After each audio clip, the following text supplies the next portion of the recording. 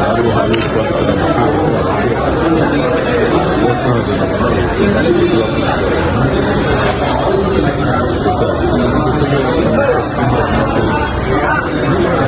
ಉತ್ಪಾದಕರ ಹಣವನ್ನು ರೈತರ ಕಲ್ಯಾಣ ಯೋಜನೆ ಸೇವೆ ಮಾಡಿ ವಿವಿಧ ರೀತಿಯಲ್ಲಿ ಅವರಿಗೆ ಸಿಲಿಂಡರ್ ದರ, ವಿದ್ಯುತ್ ದರ ಎಲ್ಲವೂ ಕೂಡ ಇರುತ್ತೆ. ಗ್ಯಾಸ್ ಸಿಲಿಂಡರ್ ದರ 900 ರೂಪಾಯಿ ಏರಿಕೆಯಾಗಿದೆ. ಇದಕ್ಕೆ ಕೇಂದ್ರ ಸರ್ಕಾರ ಉತ್ತರ ಕೊಡಬೇಕು. ನೀವು ನನ್ನನ್ನು ಕೇಳೋ ಬದಲು ಕೇಂದ್ರ ಸರ್ಕಾರದವ್ರನ್ನ ಅಲ್ಲಿ ಪ್ರತಿನಿಧಿಗಳನ್ನ ಕೇಳಬೇಕು. ತಕ್ಷಣ ಆದ್ಮೇಲೆ ದರ ಏರಿಕೆ ನನಗೆ ಗೊತ್ತಿಲ್ಲ.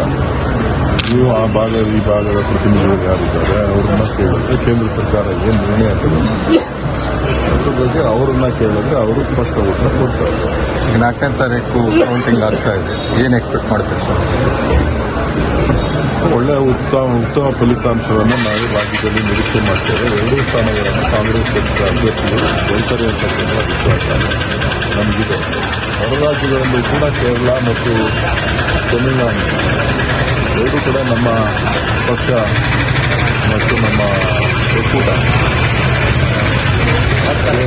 ಬಳಸ್ತಾರೆ ಅಂತಕ್ಕಂಥ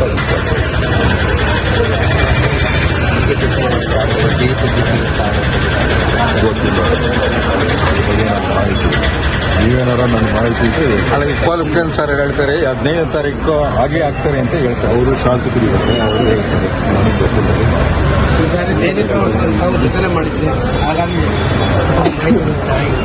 ಮೊದಲೇನು ಯಾವಾಗಲೂ ನಾನು ಓಡಾಡೋದು ನಿಮಗೂ ಗೊತ್ತು, ನನಗೂ ಗೊತ್ತು. ನಾನೇನು ಹೊಸದಾಗೇನು ದೆಹಲಿಗೆ ಅಪರೂಪಕ್ಕೆ ಏನೋ ಹೋಗ್ತಾ ಇಲ್ಲ, ಹೋಗ್ತಾ ಇರ್ತೀನಿ. ಕೆಲಸ ಇದ್ದಾಗೆಲ್ಲ ಹೋಗ್ತಾ ಇರ್ತೀನಿ. ಸದ್ಯಕ್ಕೆ ಸಿಎಂ ಬದಲಾವಣೆ ಇಲ್ಲ ಅಂತ